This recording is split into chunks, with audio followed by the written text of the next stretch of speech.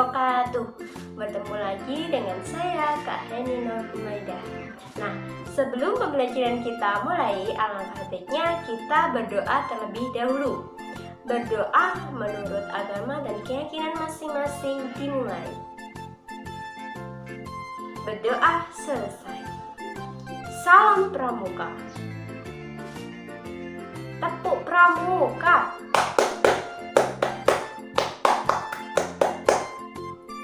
Nah, hari ini siapa saja yang tidak masuk? Alhamdulillah masuk semua ya. Nah, itu bajunya yang kurang rapi, tolong dirapikan, dimasukkan ya. Kalau ada sampah, dibuang ke tempat sampah. Meja dan bangkunya tolong dirapikan, disesuaikan dengan tempat duduk ya, lurus ya.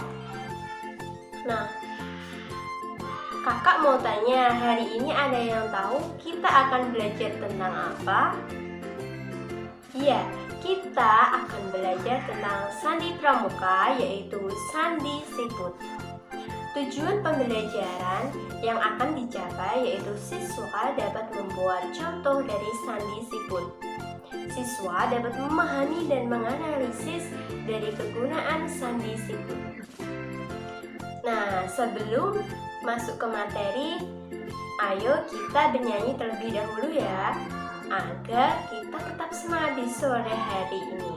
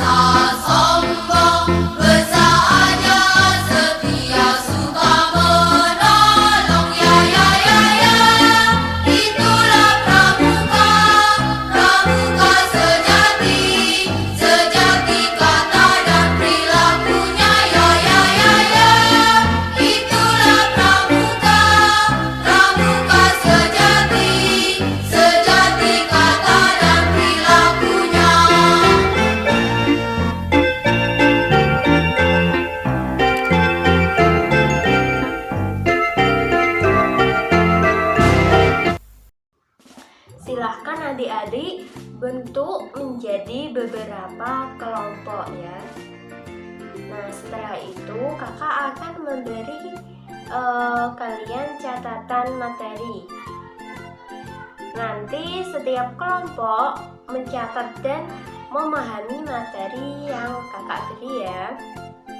Nah, selanjutnya setelah materi kalian pahami, nah kakak mau tanya, apa itu sandi? Iya, sandi itu rahasia. Kata sandi berasal dari bahasa Sanskerta yang artinya rahasia. Karena itu, maka tulisan rahasia disebut sandi atau tulisan-tulisan yang dirahasiakan. Huruf atau sandi sulit dimengerti kecuali kalau kita mengetahui kunci atau cara memecahkannya. Asal mula sandi ini berasal dari para pahlawan zaman dulu yang suka berkelana dan suka berpindah-pindah tempat tinggal. Untuk itu, mereka harus memiliki kata sandi dan bisa mempergunakannya berbagai bentuk sandi untuk mengecoh atau mengelabui lawan-lawan atau musuhnya. Sekitar tahun 3000 sebelum Masehi, di kerajaan Babilonia telah ditemukan tulisan cuneiform untuk mengirimkan berita rahasia antar kota. Mereka menulis pesan di kepala para budak yang baru dicukur, lalu sampai rambutnya tumbuh. Kemudian budak itu dikirim ke tempat yang dituju. Setelah sampai di tempat tujuan, kepala budak dicukur kembali untuk mengetahui pesan yang tersembunyi. Nah, selanjutnya ada yang tahu tidak sandi siput itu apa? Iya, Sandi siput merupakan sandi yang cara membacanya berputar menyerupai rumah siput dengan cara mencari kata yang paling tengah atau ada tandanya ya. Selanjutnya yaitu contoh dari sandi siput. Nah, bisa dilihat ya, di situ ada tandanya yaitu huruf P berwarna hijau. Berarti huruf P merupakan awalan sebuah kalimat. Huruf P, kemudian kita garis ya, membentuk tulisan pramuka. Selanjutnya yaitu huruf di sampingnya yaitu huruf P, kemudian ke samping ke bawah dan membentuk tulisan penggalang. Berarti membentuk tulisan pramuka penggalang. Selanjutnya yaitu contoh yang kedua, bisa dilihat huruf yang ada tandanya yaitu huruf B. Berarti huruf B itu awalan dari kalimat. Nah, bisa dilihat huruf B ditarik ke samping kemudian ke bawah dan membentuk tulisan badan. Selanjutnya, huruf yang selanjutnya yaitu P, ditarik ke atas dan ke samping membentuk tulisan Paul. Huruf yang selanjutnya yaitu huruf B ditarik ke bawah kemudian ke samping membentuk tulisan Bapak. Setelah itu huruf P ditarik ke atas membentuk tulisan Pandu. Nah, yang terakhir yaitu tulisan D ditarik ke samping membentuk tulisan Dunia. Jadi kalau dibaca menjadi kalimat Baden Powell, Bapak Pandu Dunia. Dari dua contoh yang sudah saya jelaskan, nah bisa dilihat bahwa sandi siput itu sandi yang cara membacanya seperti rumah siput. Selanjutnya yaitu manfaat sandi. Yang pertama yaitu sebagai komunikasi antar anggota regu. Dalam suatu kegiatan pramuka pasti akan dibentuk beberapa kelompok regu. Sandi pramuka ini dapat digunakan untuk melakukan komunikasi rahasia antar anggota regu. Hal ini digunakan agar trik masing-masing regu tidak diketahui oleh regu-regu yang lain. Yang kedua yaitu untuk meningkatkan daya ingat. Sandi pramuka dapat membantu dalam meningkatkan daya ingat masing-masing anggota pramuka karena mereka diwajibkan untuk hafal bermacam-macam jenis sandi. Yang ketiga, untuk meningkatkan kecerdasan.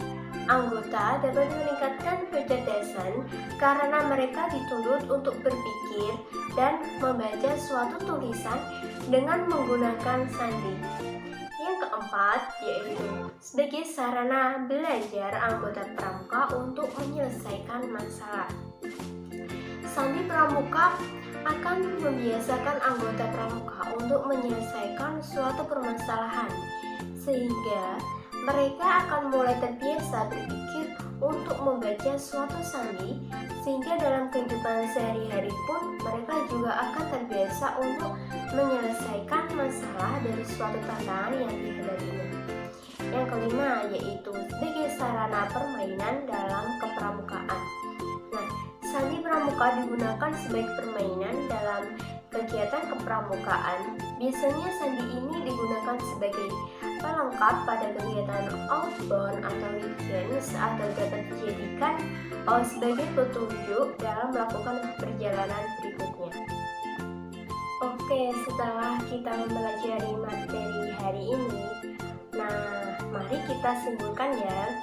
Nah, hari ini kita belajar tentang sandi siput. Sandi siput itu sandi yang cara membacanya berputar menyerupai rumah siput. Nah, dengan cara mencari kata yang paling tengah atau ada tandanya. Cukup mudah kan ya? Iya.